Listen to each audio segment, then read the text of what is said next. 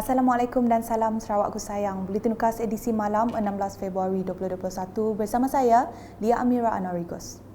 Tumpuan berita, kerajaan telah memperkenalkan dasar perpaduan negara dan rangka tindakan blueprint perpaduan negara 2030 dalam usaha menyuburkan dan mengukuhkan semangat perpaduan dalam kalangan masyarakat berbilang kaum di negara ini.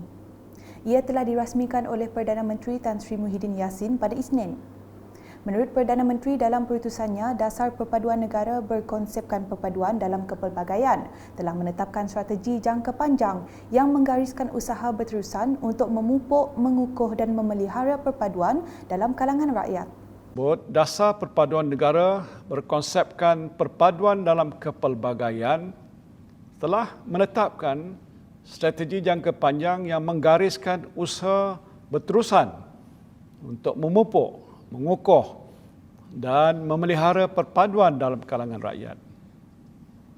3 objektif utama yang ditetapkan dalam dasar ini ialah 1. Mengukuhkan perpaduan dan integrasi nasional berteraskan perlembagaan persekutuan dan rukun negara. Membentuk identiti nasional dengan semangat jati diri, patriotik, prihatin, toleransi, saling hormat menghormati dan bertanggungjawab. Dan 3, melahirkan rakyat Malaysia yang menghargai dan mengamalkan perpaduan. Bagi memastikan objektif ini tercapai, Perdana Menteri menyeru sokongan padu dan kerjasama penuh daripada semua pihak, terutamanya ejen penggerak perpaduan yang terdiri daripada badan bukan kerajaan NGO, pihak swasta dan pemegang taruh berkaitan. Beralih ke perkembangan harian COVID-19 dengan Sibu mencatatkan 1 lagi kes kematian baharu menjadikan jumlah keseluruhan kematian meningkat kepada 62 kes. Dalam kenyataan media Jawatankuasa Pengurusan Bencana Negeri JPBN Sarawak pada Selasa, kes membabitkan seorang wanita warga tempatan Sarawak berumur 83 tahun yang telah dimasukkan ke Hospital Sibu kerana mengalami gejala demam dan kesukaran bernafas. Kes ini dikesan positif pada 25 Januari 2021 dan disahkan meninggal dunia pada 15 Februari 2021. Kenyataan sama turut memaklumkan terdapat 193 kes positif baharu dikesan di 11 daerah di Sarawak iaitu Sibu, Samarahan, Kuching, Kapit, Bintulu, Beluru, Julau, Song, Dalat, Miri dan Bau melonjakkan jumlah keseluruhan kepada 7,025 kes.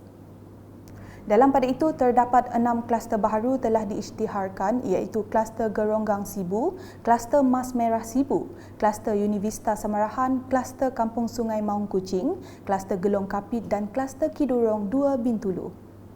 Manakala kluster Keranji Tabuan di daerah Kuching pula diisytiharkan tamat setelah tiada kes dikesan dalam tempoh 28 hari dari tarikh kes terakhir. Berita selanjutnya, Menteri Muda di Jabatan Ketua Menteri Hal Ehwal Islam dan DBKU yang juga Menteri Muda Utiliti Bekalan Air merangkap Ahli Dewan Undangan Negeri Adun Pantai Damai, Datuk Dr. Abdul Rahman Junaidi pada Selasa menyaksikan majlis penyerahan Dewan Kampung Gersik yang siap dibaik pulih. Majlis penyerahan itu disempurnakan oleh penolong jurutera kanan JKR bahagian Kuching, Sofian Lid dan Ketua Kaum Kampung Gersik Jaafar Abong. Kerja-kerja baik pulih Dewan tersebut menelan belanja RM200,000 menggunakan dana program Transformasi Luar Bandar RTP. Seterusnya di Bintangor, pembinaan pelbagai infrastruktur asas bukti jelas keprihatinan Kerajaan Sarawak terhadap pembangunan di kawasan luar bandar. Menurut Ahli Dewan Undangan Negeri Adun Meradong Datuk Ding Kuong Hing, Kerajaan Negeri melalui Jabatan Pengairan dan Saliran DID bahagian Sarike amat mengambil berat pembangunan infrastruktur luar bandar, khususnya di daerah Meradong. Beliau memberi contoh pembinaan baru jambatan rumah panjang Regina di Sungai Selidap yang menelan kos melebihi sebanyak RM800,000 dan telah siap sepenuhnya.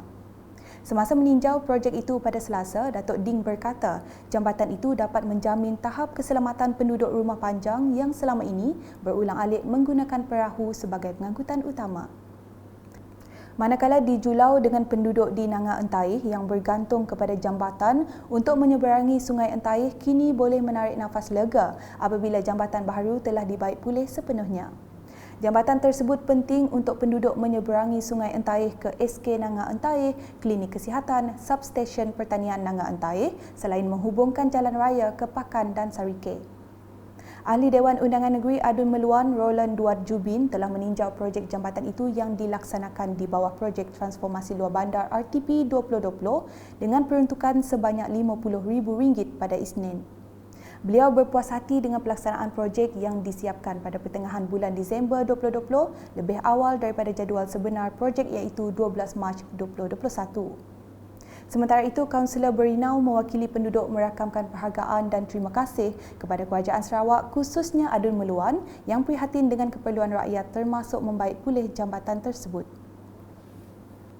Berikut pula Kementerian Perdagangan Dalam Negeri dan Hal Ehwal Pengguna KPDN HEP Negeri Sarawak sentiasa melakukan pemantauan dan pemeriksaan bagi memastikan tiada kenaikan harga makanan dan minuman.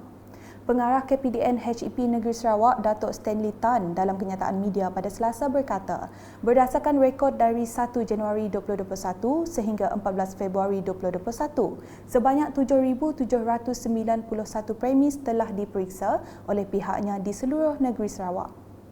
Susulan daripada pemeriksaan tersebut, sebanyak 73 notis pengesahan maklumat barangan dan harga di bawah Seksyen 21 Akta Kawalan Harga dan Anti Pencatutan 2011 telah dikeluarkan kepada peniaga bagi tujuan siasatan lanjut untuk mendapatkan maklumat kenaikan harga yang berlaku dan mengesan sekiranya wujud sebarang elemen pencatutan. Tambah Datuk Stanley lagi, peniaga yang melakukan aktiviti mencatut akan disiasat dan sekiranya sabit kesalahan akan diambil tindakan di bawah Seksyen 14 Akta Kawalan Harga dan Anti Pencatutan 2011. Bagi individu, mereka boleh didenda oleh mahkamah sehingga RM100,000 atau dipenjara tidak melebihi 3 tahun atau kedua-duanya, dan bagi kesalahan kedua, denda sehingga RM250,000 atau dipenjara tidak melebihi 5 tahun atau kedua-duanya. Bagi syarikat pula, mereka boleh didenda oleh mahkamah sehingga RM500,000 dan bagi kesalahan kedua didenda sehingga RM1 juta. Beliau turut memberitahu seramai 176 orang anggota penguatkuasa KPDN HEP Sarawak akan sentiasa memantau dan melaksanakan pemeriksaan agar bekalan barangan keperluan harian mencukupi serta mudah diperolehi. Dalam pada itu, sebarang aduan atau pertanyaan boleh dirujuk melalui kaedah yang tertera. Juga boleh disalurkan ke Bilik Gerakan Enforcement Command Center ECC seperti KPDN HEP Negeri Sarawak yang dibuka dari jam 8 pagi hingga 5 petang setiap hari bekerja dan boleh dihubungi di talian seperti yang tertera.